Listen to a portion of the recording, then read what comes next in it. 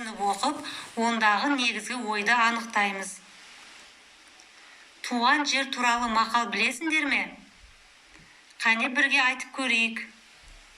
Туған жер алтын бесік.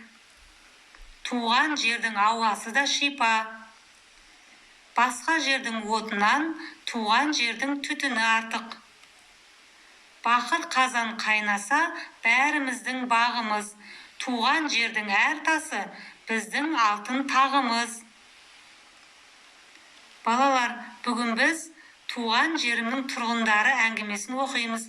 Қане бірге оқып көрейік. Мен қазір Астанада, бас қалада тұрамын. Бірақ алыстағы балықшы ауылында туып өстім. Кісінің туған жері де туған жерің сияқты көзге жылы, көңілге ыстық көрінеді. Адам баласы ешқашан кіндік қаны тамған жерін ұмытпайды.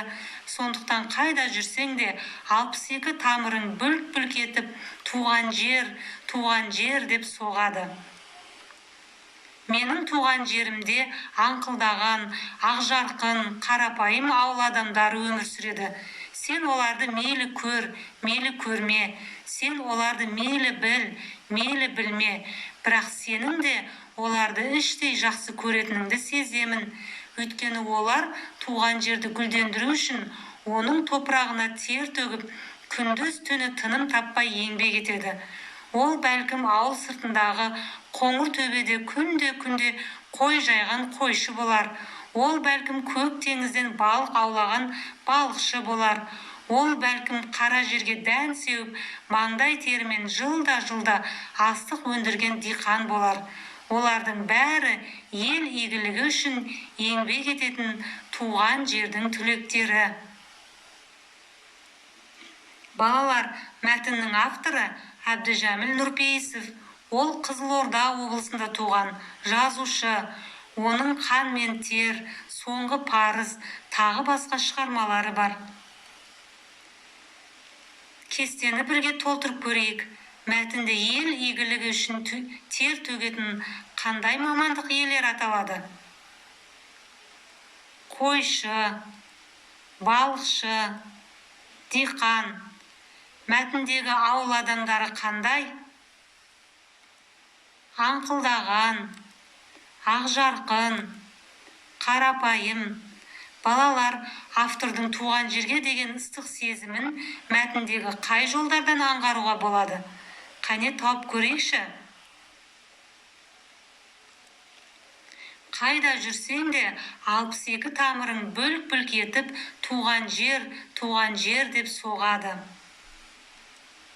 Ребусты шешсең, Қазақстандағы бір қаланың атауы шығады. Бірінші суретте түн, ара, кітап, асық, тарақ және нан тұр.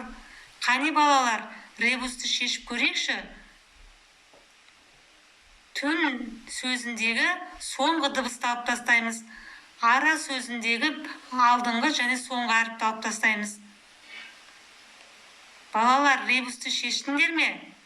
Жауабы не екен? Жарайсыңдар, Түркістан деген қаланың атауы шықты. Сендер де дұрыс тапты деп ойлаймын.